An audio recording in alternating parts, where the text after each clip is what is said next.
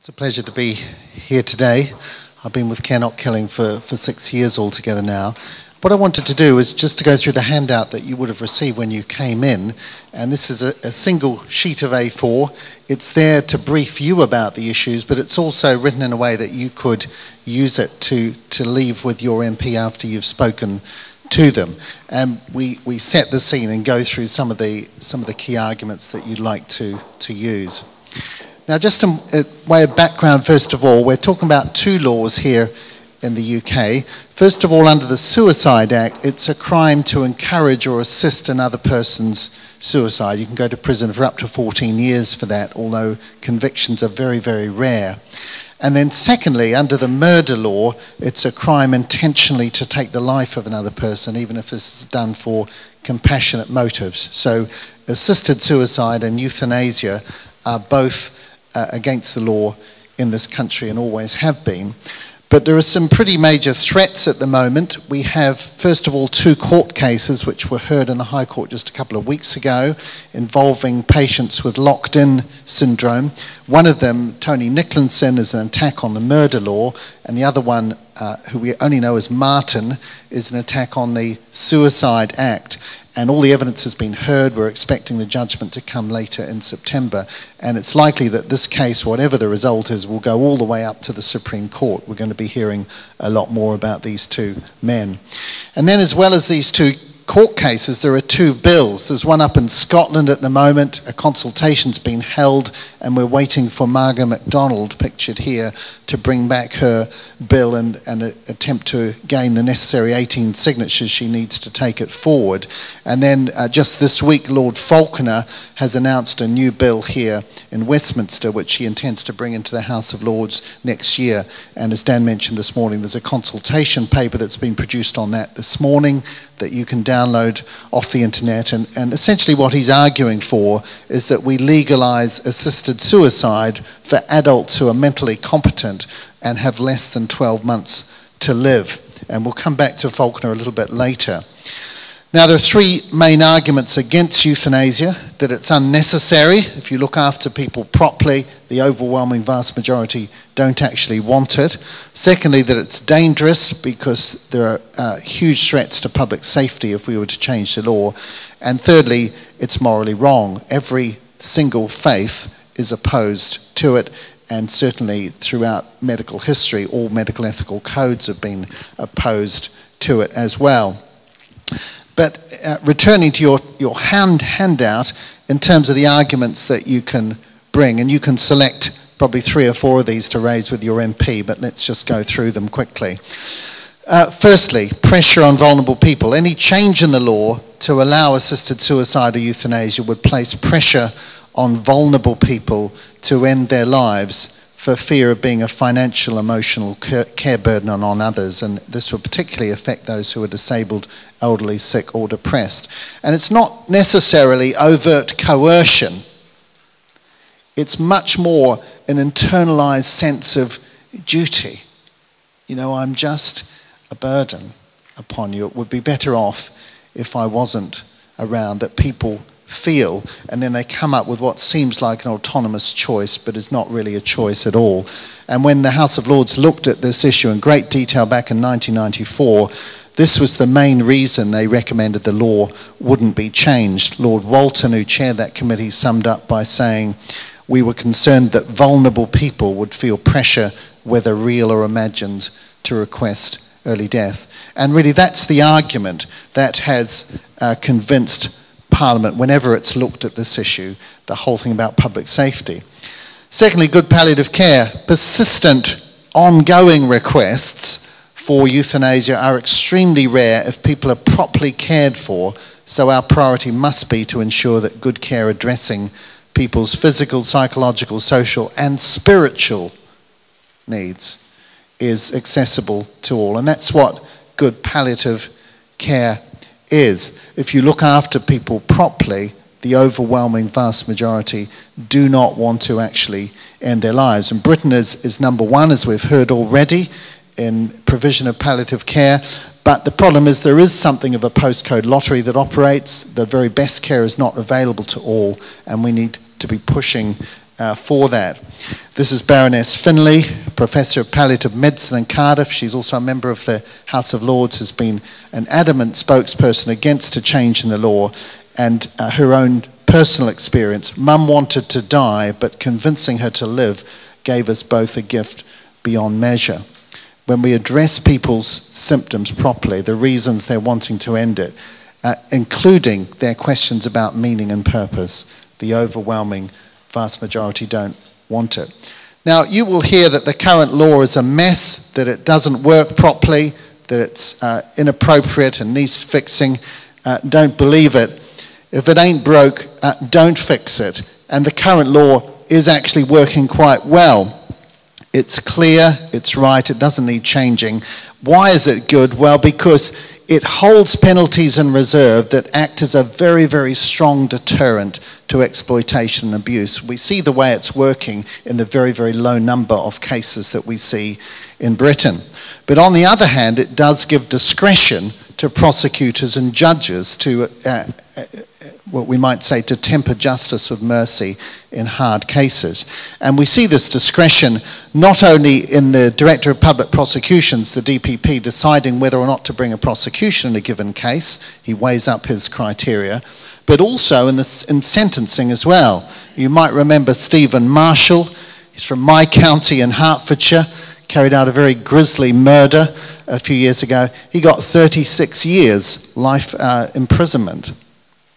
That's a long time in jail. On the other hand, Kay Gilderdale, who helped her daughter with MS, multiple sclerosis, to end, myalgic encephalomyelitis, ME, to end her life. She got a 12-month conditional discharge, which meant she didn't go to prison at all. And that's the general pattern with assisted suicide, because both in sentencing and in deciding whether to prosecute, the DPP has got discretion.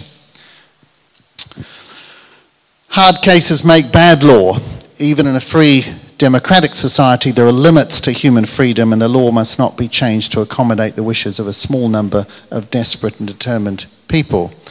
Now, people will tell you that we should have freedom and autonomy. Of course, those things are very important. But actually, every single law limits autonomy. Every single law stops some person doing what they might desperately want to do, and the law is there to protect the innocent and the vulnerable, not to give liberties to the determined. And what we see these sorts of high-profile cases, which the media loves, but we need to keep reminding ourselves that actually it's only a very, very small percentage of people with conditions like PSP, like motor neuron disease, tetraplegia and so on, who want to end their lives. There are 5,000 people every year in Britain with motor neuron disease. 1,000 of them die every year, 3 every day. But it's only a very small handful, you can count on the fingers of one hand, who have ongoing requests to end their lives. We get the impression that they're the majority, they're a very small minority. Economic pressure, the pressure people will feel to end their lives if assisted suicide or euthanasia is legalized, will be greatly accentuated at a time of economic recession with families and health budgets under pressure. Elder abuse and neglect by families, carers and institutions is real and dangerous, and this is why strong laws are necessary. And we've all heard the stories about the failure of care in Britain, Winterbourne View, and so on. And the economics is frightening. There's another article in the Huffington Post this morning talking about the cost of care. 70% of elder abuse occurs in families. 12% of it is financial, where there's something to gain. Up to half of total lifetime healthcare expenditures occur in the last 6 months of life. And when you look at the cost, £5,000 for chemotherapy for a week, £1,000 for palliative care, £5 for a glass of barbiturate. And the question is, do you want to put those sort of temptations in front of health ministers and financiers? No, we've got to be investing in families, investing in good care. This is the European demographic time bomb. 3 out of 3 working in the workforce in Europe for every 2 dependent currently, but it will be 1-to-1 by 2060. And there's a very sinister agenda behind all this that is about money, and the law is there to stop it. That's why it's important it isn't changed.